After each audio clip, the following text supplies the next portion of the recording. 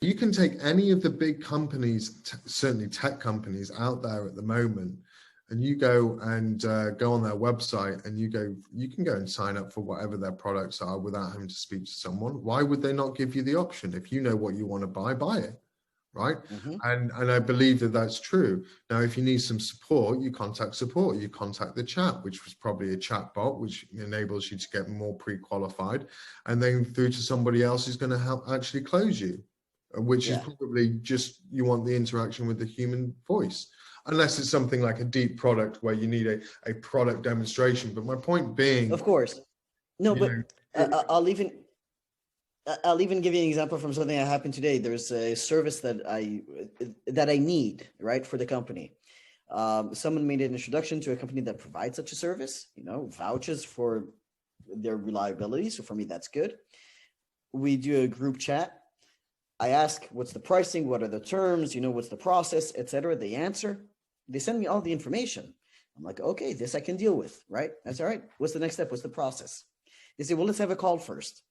I said, to discuss what? They said, well, to discuss everything. I'm like, all I'm interested in are the terms and the pricing. You explain that. So unless there's something you didn't explain, just send me the contract. We're good, right? And like, no, let's have a call first. I said, is there something you did not explain? No. Then what the fuck? Yeah, and this is how a lot of people, a mix of the sales styles, end up shooting themselves in the foot, right? Yeah. So if we get back in our, time traveling robot, whatever, and go back in time to when we were doing sales, there was always this big thing about, you be the influencer or manipulator versus the order taker, right? Okay. Like, what was the quote? Debbie, the time life operator, or whatever it was from Ben Affleck in Boiler Room. You can just be. I don't remember, but yeah. You can just be the person that accepts the order, or you can be the person that sells, right? Right. That's right, but it's also not right in today's environment, because being an order taker now helps you get low-hanging fruit. It can be automated so that you're focused. You can focus on doing the bigger sales, right? The more interesting sales, and you're not leaving money on the table. And so what these companies are really good at doing now is obviously automating that order taking process. They can sign up hundreds and hundreds of customers day in, day out, just by having the ability to let them do it. People know how to buy online now. I mean, for fuck's sake, Amazon, right? Most people use Amazon, right? It's not putting your credit card details in, putting your debit card details, making a transfer, giving up certain information. We know what to look for. We know how to make purchases online. We are already conditioned as a people to do that. So if somebody is there with, I was going to hold out my credit card, then that would be a bad idea. But somebody's there with a card, right? And saying, I want to purchase, don't get in the way of yourself. Exactly. And so again, if you want to be the salesperson who's doing the big Wolf on Wall Street, yeah, I'm the best pitcher in the world, that's cool. Do it to the right people, the ones that are going to be receiving that pitch well.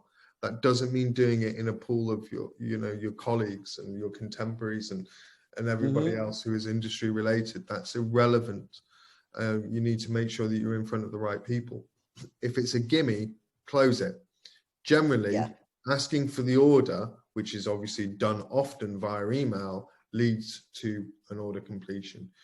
Just as any salesperson knows that once they're halfway or 3/4 of the way through their pitch or their presentation, and they've got them to that point, and the customer said everything that they need to say, the salesperson already knows that a close is coming up, right? Or a closes can be successful. And, with email marketing, it's a certain point as well, or electronic outreach, right? However it's done, is that after a certain amount of time, your stats are going to show, okay, after 6 emails, I get a really good hit rate. Before then, I don't get anything. For example, right? Or it might be that if I'm pushing them for a demonstration or a video call in the first 2 emails, I don't get any uptake. Third, they want to know more because you've set the scene.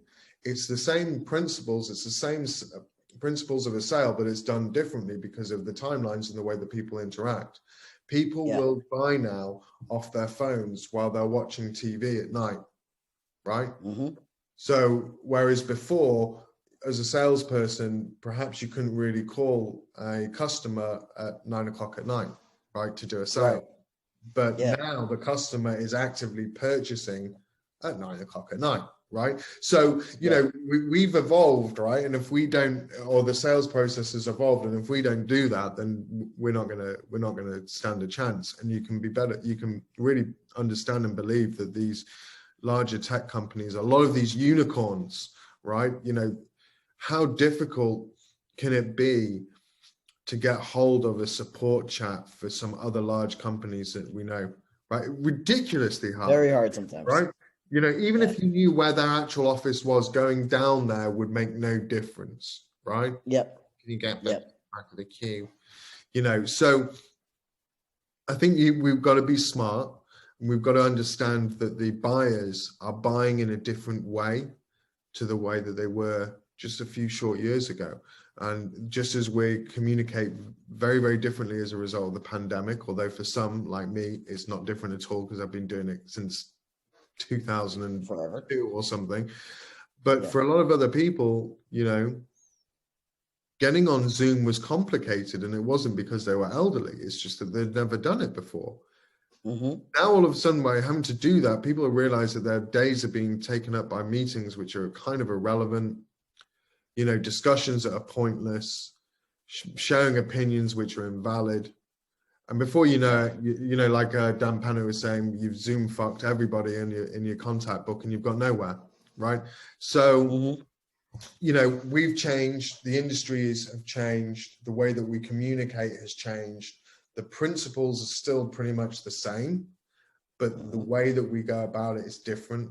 And but introducing agents or affiliates who are getting involved in the industry, or maybe they've been involved in the industry, to have your tools adapt consistently to the rule changes, if you like, is really, really important. Because there's some, you know, I've done some consulting with some firms out there who are still doing it old school, like really old school email marketing.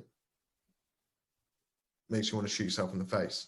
Had to really upgrade it, right? It was on the borderline. Like I said to these guys, why are you intentionally trying to position yourself as a Nigerian scammer? Because you're not, but that's what it's, you know, your emails that are coming through, you know, 6 pages too long talking about something that's completely irrelevant. And it's just, you know, the initial email just needs to be, hey, thanks for signing up. You know, it's the equivalent of getting on the phone and going, oh, hi, Ludo. Yeah, hi, it's David here from the bank. Yeah. Just wondering if you've got some time, because I really want to talk to you about gold, because gold's really cool. And if you've noticed about it before, it's really shiny, and you don't need to talk right now because it's just about me and I've got to get my pitch out. And then maybe at the end you'll but shut up. People aren't doing that anymore, right? A lot of people will get their emails or come into their phone and they'll go, I can't deal with that right now. And then the only time they actually look at it is when they go and have a shit on the toilet. And they get the phone out and they start looking at the emails. That's how much we've changed now. People are doing business while being sat on the toilet legitimately, right? You know, so, you know, it's kind of, that's the world we live in, right? It's disturbing to think about, but yeah, it's true. It's true. It's true. It is. And, you know, and that's great if we know that. That's where people's attention spans are. That's where people have their, you know, when they're in the throne and they're private, and that's the new office, right? Okay. Thank God you don't do video calls there, but that's obviously the new office for a lot. Or any calls, hopefully. Yeah, or any calls.